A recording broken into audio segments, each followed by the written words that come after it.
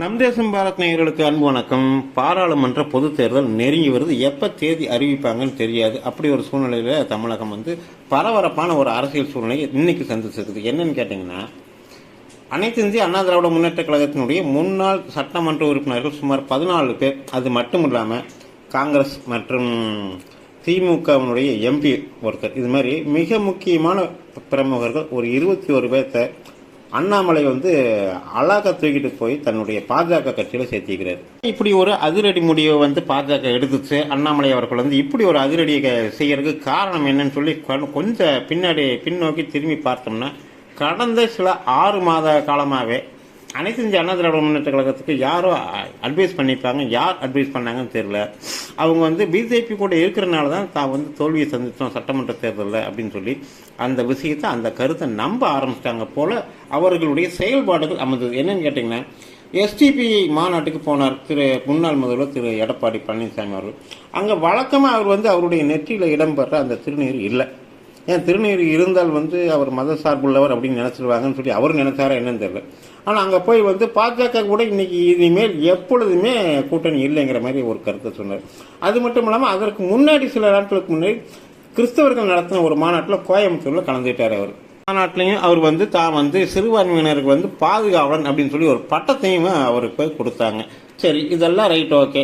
அது மட்டும் இல்லாமல் அவருடைய அடுத்த கட்ட 2ஆம் கட்ட அதிமுகவினுடைய நிர்வாகிகள், அதாவது முன்னாள் அமைச்சர்கள் சி.வி. சண்முகம், கே.பி. முனுசாமி, திரு ஜெயக்குமார் அவர்கள், இவங்கெல்லாம் கொஞ்சம் ஒரு படி இறங்கி அண்ணாமலை கொஞ்சம் கடுமையாக விமர்சிக்க ஆரம்பித்தாங்க. அதில் திரு கே.பி. முனுசாமி அவர்கள் அவருடைய வயதுக்கும் அனுபவத்துக்கும் அதை பொருந்துற மாதிரி அவருடைய பேச்சுக்களில் ரொம்ப தரம் தாழ்ந்த வகையில் திரு அண்ணாமலை அவர்களை விமர்சனம் பண்ணிட்டு இருந்தார். சமீப காலமாக அதற்கு திரு அண்ணாமலை அவர்களும் எதிர்வினையாற்ற துவங்கியிருந்தார். குறிப்பாக கே.பி. முனுசாமிக்கு அவர் இறங்கி பதில் சொன்னார்னு நம்ம சொல்லலாம். அது மட்டும் இல்லாமல் ஏற்கனவே ஐடி விங், பிஜேபியினுடைய ஐடி விங் நிர்வாகிகள் நிர்மல்குமார் உள்பட சிலரை அனைத்து இந்திய அண்ணா திராவிட முன்னேற்ற கழகம் தங்களுடைய அதிமுகவில் சேர்த்துக்கிட்டாங்க. இது கூட்டணிக்குள்ள லேச விரிசல் அப்பவிருந்தே இருந்துட்டு இருந்துச்சு.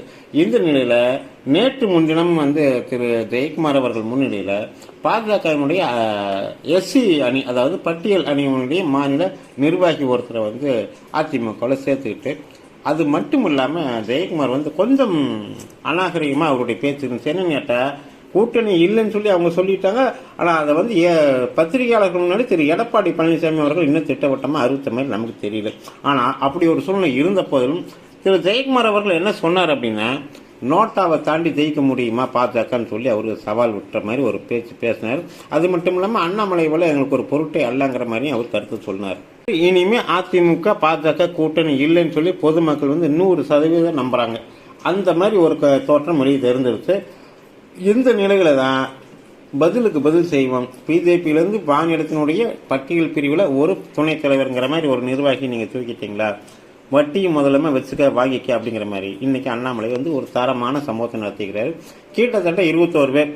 அதில் அதிகமான முன்னாள் எம்எல்ஏக்கள் யாருன்னு கேட்டால் கிட்டத்தட்ட அனைத்து இந்திய அண்ணா திராவிட முன்னேற்ற கழகத்தை சேர்ந்தவங்க கிட்டத்தட்ட 14 பேர். இது ஒரு பெரும் சரிவாக எடப்பாடி தலைமையிலான அந்த ஆளுமைன்னு சொல்லிட்டு இருந்தாங்கல்ல, அந்த ஆளுமைக்கு ஒரு பெரிய ஆப்பு சொருகிறார் அண்ணாமலைங்கிறத இந்த விஷயம் காட்டுது. ஏற்கனவே கூட்டணிக்கு வாங்க வாங்க வாங்கன்னு வெத்தலை பாக்கு வச்சு தேமுதிக, பாமக உள்ளிட்ட கட்சிகளை எடப்பாடி பழனிசாமி தலைமையிலான அதிமுக வெத்தலை வாக்கு வச்சு கூட்டுமே யாருமே அந்த பக்கம் போய் இது வரைக்கும் நாங்கள் உங்களோட கூட்டணிக்கு வர்றோம்னு சொல்லி இது வரைக்கும் யாரும் அதிகாரப்பூர்வமாக வெளியில் சொல்லலை. இப்படி ஒரு சூழ்நிலை கிட்டத்தட்ட திமுகவுக்கே சவால் விட்டு 14 வருஷம் வனவாசம் அனுப்பின திராவிட முன்னேற்ற கழகத்தை வனவாசத்துக்கு அனுப்பின அனைத்து இந்திய அண்ணா திராவிட முன்னேற்ற கழகத்துக்கும் இப்படி ஒரு சூழ்நிலை, யாருமே அவங்க கூட கூட்டணி சேரதுக்கு தயங்குற ஒரு சூழ்நிலை. ஆனால் பிஜேபி தரப்புல அண்ணாமலையுடைய அக்ரஸிவ் பாலிடிக்ஸ்ல எண் மக்கள் நடைபயணத்தில் எந்த ஊருக்கு போனால், அதாவது திமுக பாஜகவினுடைய கோட்டை கோயம்புத்தூர், பாஜகவினுடைய கோட்டை கன்னியாகுமரிங்கிற மாதிரி அந்த மாவட்டங்கள் மட்டும் இல்லாமல் தென்காசியில போனா கூட்டம், திருநெல்வேலியில போனா கூட்டம், திண்டிவனத்தில் போனா கூட்டம், எங்கே போனால் பெரிய கூட்டம். நேற்று முன்னின ஆரணி, வேலூர் பக்கமெல்லாம் பார்த்தீங்கன்னா அலைகடல் மக்கள் வந்துட்டு இருக்கிறாங்க. ஆனால் இதே இந்த சூழ்நிலையில இப்படியே போயிட்டு இருந்துச்சுன்னா என்ன ஆகுங்கிறதுக்கு ஒரு முன்னோட்டம், ஒரு சின்ன ட்ரெய்லர் தான் இன்னைக்கு நடந்த மாற்றுக் கட்சி முன்னாள் எம்எல்ஏக்கள் இணைப்பு விழா அப்படிங்கிறது பொதுமக்கள் திடமாக நம்ப ஆரம்பித்தாங்க. இது மட்டும் இல்லாமல் இனி வரும் நாட்களில், அதாவது குறிப்பாக சொல்ல போனோம்னா வருகின்ற பிப்ரவரி 25ஆம் தேதி திருப்பூரில் நடைபெறுகிற அந்த பிரதமர் மோடி பங்கேற்கிற என் மண் என் மக்கள் நடைபயணத்தினுடைய நிறைவு விழா பொதுக்கூட்டத்தில் திமுக மட்டுமில்ல, அதிமுக மட்டுமில்ல, பல்வேறு பிரபலமான முன்னாள் அமைச்சர்களும் அந்த நிகழ்ச்சிகளை பிஜேபியில் சேருவாங்க அப்படின்னு ஒரு தகவல் வெளியாகிருக்குது. இந்த விஷயம் திராவிட கட்சிகள் 2 கட்சி, அதாவது பங்காளி கட்சிகள் 2 கட்சிகளுக்குமே பெரிய அதிர்ச்சியும் கிளியும் ஏற்படுத்தியிருக்குது. அடுத்து ஆரம்பிச்சிட்டாரு திரு அண்ணாமலை அவர்கள் அப்படிங்கிறதான் நம்ம கண் முன்னாடி தெரிந்துட்டு இருக்கிற காட்சியாக தெரியுது. பொறுத்திருந்து பார்ப்போம் அடுத்தது என்னென்ன அதிரடிகள் அரங்கேறப் போகுது அப்படிங்கிறத. நன்றி, வணக்கம்.